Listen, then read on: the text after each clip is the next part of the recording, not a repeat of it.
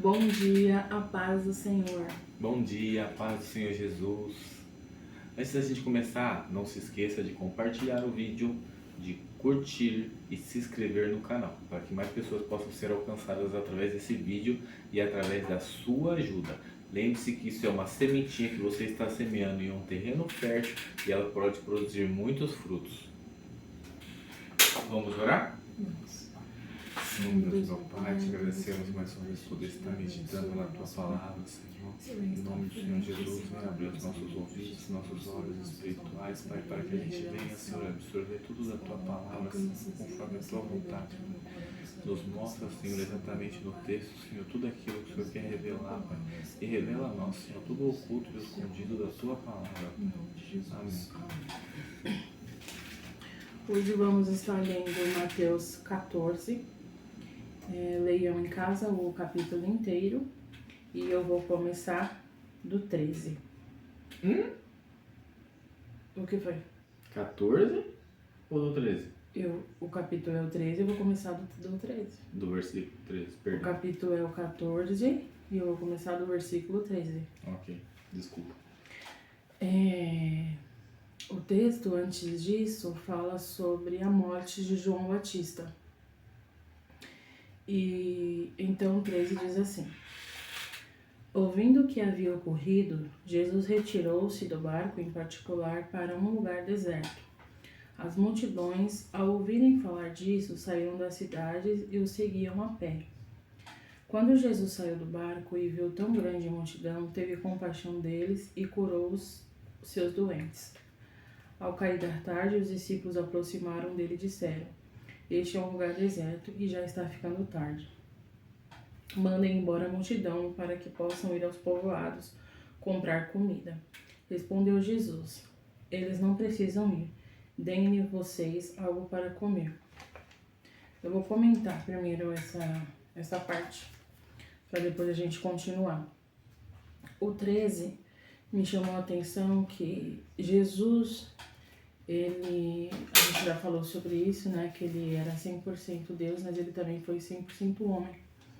E nessa notícia, né, que João Batista havia morrido, ele se entristeceu e ele quis se retirar do barco em particular para ir para um lugar deserto. Mas no 14 diz que quando Jesus saiu do barco e viu tão grande a multidão, ele teve compaixão deles e curou os doentes. E aí me chamou a atenção o que quis dizer, né? Que Jesus, ele guardou as suas dores, né? A sua angústia e foi resolver os problemas dos outros, né? Ele foi resolver os problemas dos outros por amor ao próximo. Nossa, eu tava com essa palavra na cabeça. Próximo. Pelo próximo. Ele foi cumprir o seu propósito, né? O seu chamado. E isso não é diferente conosco, né? Vivemos isso hoje em dia, tem que ser assim, né? Muitas das vezes a gente tem, muitas das vezes não.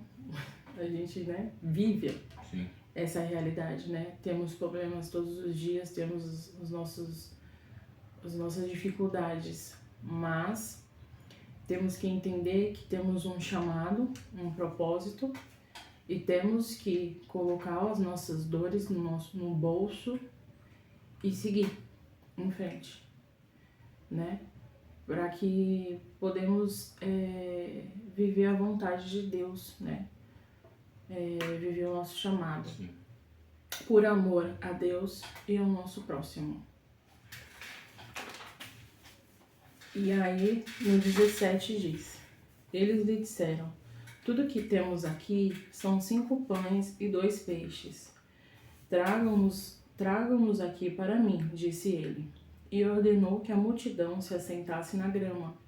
Tomando os 5 pães e os 2 peixes, e olhando para o céu, deu graças e partiu os pães. Em seguida deu aos discípulos e estes à multidão. Todos comeram e ficaram satisfeitos, e os discípulos recolheram 12 cestos cheios de pedaços que sobraram.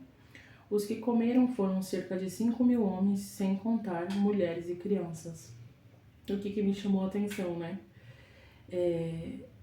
Isso não foi um problema para Jesus. Ele não teve uma situação que ele falou: nossa, a gente só tem isso. Não, ele só me disse, tragam o que vocês têm. Ele deu graças a Deus. Foi A Deus. pelo que ele tinha. Com o que ele tinha. Então, a palavra de Deus diz, né? Em tudo dai graça. Em tudo dai graça. Quem é fiel no pouco, no muito, ele coloca. Sim. Né? No muito te colocarei. Diz em Mateus 25, 21. Isso. Então, Jesus, ele sempre dava graças a Deus, né? Então, isso não foi um problema para ele. Ele só foi resolver. Ele só deu graças e seguiu em frente, né? E é isso que temos que fazer. E aqui acontece que eu quero te dizer que você vai comer, vai ficar satisfeito e ainda vai sobrar, porque Deus ele nunca vai deixar faltar. É isso que acontece na nossa vida. Seja fiel no pouco e no muito Deus te colocará, né? Não olhe para o que você tem dentro da sua despensa, né? Ou na sua conta corrente. Dê graça a Deus mesmo no pouco, né? Descansa no Senhor, porque Ele não vai deixar faltar. É como se Deus estivesse falando para ele assim, assim que ele dá graça, é como se Deus estivesse permitindo para ele falar assim, eu vou multiplicar e eu vou te ensinar a gerenciar e no final tudo vai sobrar. Forte, né? Sim.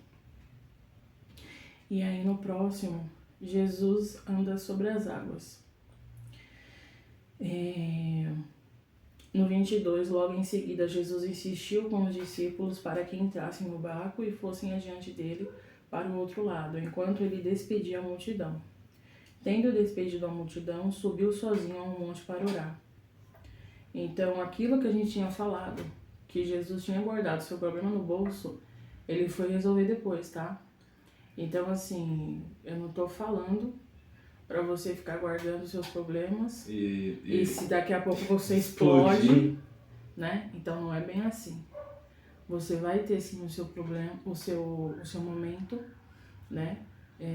Principalmente quando você chegar na sua casa e ajoelhar, é lá que você vai depositar os seus problemas, porque é Deus que resolve, mas Deus ele também pode sim preparar alguém para te ajudar e você vai ter o seu momento, né? De desabafo, de momento de precisar, né? Estar sozinho, de descanso. Então, Jesus, ele precisou de estar sozinho, né? Ele teve esse momento com Deus. Então, não somos de ferro, né? Sim. Jesus, ele foi 100% homem, ele precisava desses momentos. Posso fazer um parênteses aqui? Só? Sim. Nessa parte que você falou aí do desabafo, na palavra, o que você falou faz total sentido, né? De que a palavra ela fala assim, entre no seu quarto e feche a porta, né? Vá orar. Mas isso a gente vai desabafar para Deus, certo? Mas às vezes as pessoas têm necessidade de desabafar por um próximo, Sim. né? Para ser mais palpável, né? Às vezes a pessoa se sente melhor, né? Porque não tem a intimidade completa com Deus ainda. Então parece que o próximo ele vai ser mais próximo do que Deus, e não é. Porém, se isso acontecer, é bom deixar instruído que a gente deve procurar pessoas com experiência para desabafar. Não dá para desabafar com qualquer um, né? Então um casado não desabafa com um solteiro, né? O solteiro ele pode desabafar com o casado, só que o casado ele não pode desabafar com o solteiro. Sim. Não tem como.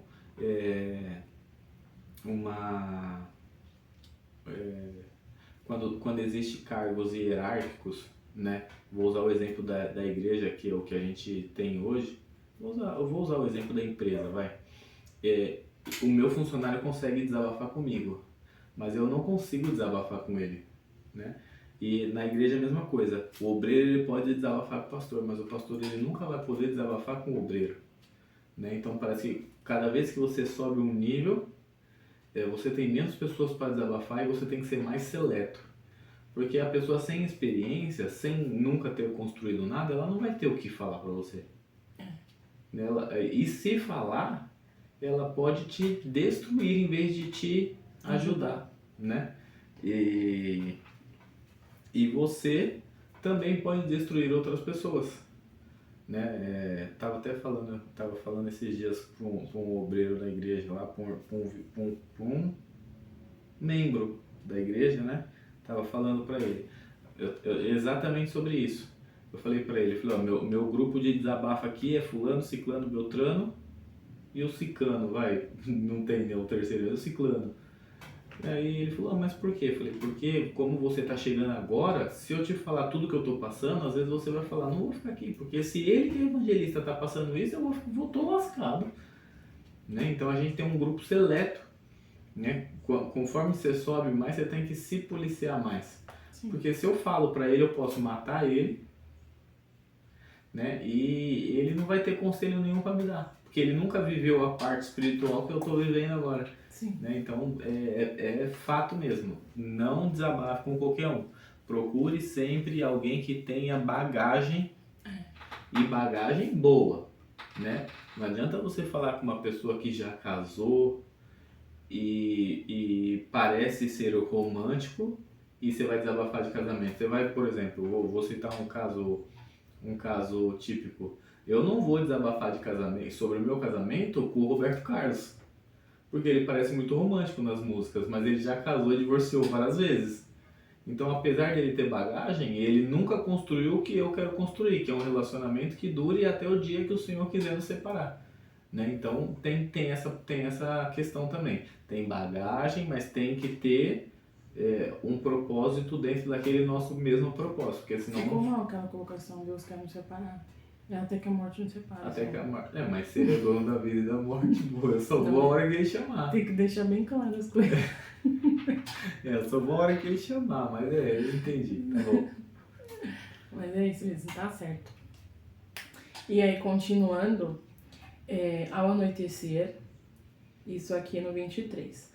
Ao anoitecer, ele estava ali sozinho, mas o barco já estava a considerável distância da terra, fustigado pelas ondas, porque o vento soprava contra ele. Alta madrugada, Jesus dirigiu-se a eles andando sobre o mar. Quando o viram andando sobre o mar, ficaram aterrorizados e disseram, é um fantasma, e gritaram de medo. Mas Jesus imediatamente lhe disse, coragem, sou eu, não tenha medo. Senhor, disse Pedro, se és tu, manda-me ir ao teu encontro, por sobre as águas. Venha, respondeu ele. Então Pedro saiu do barco, andou sobre as águas e foi na direção de Jesus. Mas quando reparou no vento, ficou com medo e, começando a afundar, gritou, Senhor, salva-me. Imediatamente Jesus estendeu a mão e o segurou e disse, homem de pequena fé, por que você duvidou? Quando entraram no barco, o vento cessou. Jesus, ele sempre vai caminhar, né, conosco. Sim. Ele sempre vai estar comigo, ele sempre vai estar com você. Pedro, ele foi corajoso, né? Mas quando ele olhou para o vento, ele se amedrontou e afundou. Mas Jesus, com a mão forte, o salvou. E é assim, né, nas nossas vidas. A tempestade vem e a gente tem fé, né? Muitas das vezes nós que somos cristãos, a gente não vai dar tudo certo, eu confio no Senhor, eu tenho fé. Aí daqui a pouco passa um dia, 2 dias, 3 dias. Aí a gente, opa, peraí, esse negócio tá ficando apertado. Aí a gente vai desanimando, a gente vai ficando preocupado, a gente vai se entristecendo. Então assim, quando você tiver medo, pede socorro pro Senhor, porque Ele com a mão forte, Ele vai te levantar. E vai passar a tempestade com você. Ele vai passar a tempestade com você. Tenha fé. Tenha fé no Senhor que essa luta vai passar, essa tempestade vai passar. E a Bíblia diz que sem fé é impossível agradar a Deus, né? Então peça fé para o Senhor, peça fé. Deus, me dê fé, me dê forças para eu acreditar, para eu não duvidar que mesmo com medo eu consiga caminhar sobre as águas com o Senhor, com Jesus. Me dê as suas mãos, Senhor. Segura nas minhas mãos. Não que você segure nas mãos de Jesus, mas que Ele venha te segurar fortemente. Porque aí você não vai soltar, né? Ele não vai soltar. Sim. E você vai conseguir passar por essa tempestade. Amém? Você quer acrescentar mais alguma coisa? A tempestade, a gente tem que entender, as pessoas também têm que entender, que a tempestade, se ela parasse antes de Jesus entrar no barco, Aqui está falando que assim que ele e Pedro entrou no barco, a tempestade cessou. Só que dessa vez foi sem ele mandar. Né? Antes ele tinha mandado calar-se o vento e cessar a água, né? Agora foi sem ele mandar. Só que se a tempestade, por exemplo, a hora que ele puxou Pedro, que eles ainda estavam na água, se a tempestade parasse, para quem estava no barco ia ser só circunstancial. Então, parou de chover, parou a tempestade e tal, eles chegaram, ok, vida que segue. Mas não, aqui acontece assim por quê? Porque para quem estava fora e para quem estava dentro, entender que a tempestade só vai passar quando Jesus entrar no barco. Então é tudo uma rotina. A pessoa tem um problema, primeiro ela vai tratar do próximo. E aí é até uma dica que eu deixo, que é difícil fazê-la. De vez em quando eu me esqueço, quando eu estou passando por prova, mas uma coisa que a gente tem que sempre fazer é, quando a gente estiver numa provação, é perguntar para Deus o que Ele quer nos ensinar ou o que Ele quer que façamos naquela situação. Porque às vezes, a gente vê mesmo casos de profetas lá atrás, que a gente vai ver daqui a uns dias, que Deus permite o profeta passar a situação, para o profeta entender o sentimento dele, para depois passar para o povo. Então, muitas das vezes, Deus ele vai permitir a gente passar por coisas para nos ensinar, né? Ou para nos provar em situação diferente. Por exemplo, eu tô sem, vou ser bem, como é que fala? Não é sutil, nem inútil, bem... Simples. Não é simples a palavra. Bem grosseiro, não é essa a palavra, mas tá bom, Por exemplo, em casa a gente tem arroz, feijão e ovo, certo? Tem arroz, feijão e ovo. Aí de repente eu saio de casa e vou no mercado comprar uma bolacha. Ou seja, eu tenho o básico dentro da minha casa. E talvez isso para mim é uma prova, porque eu estou acostumado a ter mais, certo? Talvez isso para mim seja uma prova, porque eu estou acostumado a ter mais e naquele momento eu não tenho. Eu saio de casa e estou indo no mercado com o dinheiro contado comprar uma bolacha recheada para os meus filhos. Chego na porta do mercado, eu de repente vejo uma mãe com um bebê no colo e falo: moço, compra um leite para o meu filho, eu não tenho nada em casa. E aí, às vezes naquele momento, Deus está me ensinando a ter uma compaixão com o próximo e também entender que às vezes a gente negligencia em vez de dar graça. Né? Às vezes a gente peca por não dar graça pelo pouco que a gente tem, sendo que tem pessoas muito piores, e aí às vezes Deus permite a gente ter essas situações para tratar dessas pessoas. Porque aí você vai pensar, você vai falar: poxa, eu tenho o dinheiro do leite, R$3,99, que eu ia comprar bolacha, e eu já tenho o que eu preciso em casa, arroz, feijão e ovo, e eu queria comprar uma bolacha recheada, porém para os meus filhos aquela bolacha recheada seria luxo. E então, para aquela mulher o leite é total necessidade, ela não tinha nada. E aí de repente eu falo assim: quer saber, eles não precisam de bolacha hoje, deixa a bolacha para outro dia, eu vou dar o leite para essa mulher. Aí eu dou o leite para ela. Para mim eu só dei um leite, mas para o Senhor eu tive amor ao próximo. E aí quando eu chego em casa, de repente me chega uma cesta básica com uma bolacha recheada, né? Ou com coisas diferentes, ou de repente eu sou chamado para um serviço, né? Diversas coisas. Sim. Então é o exemplo de Jesus aqui, ele dá graça, e aí basicamente Deus responde isso, né? Não é o que está no texto aqui, mas é a situação.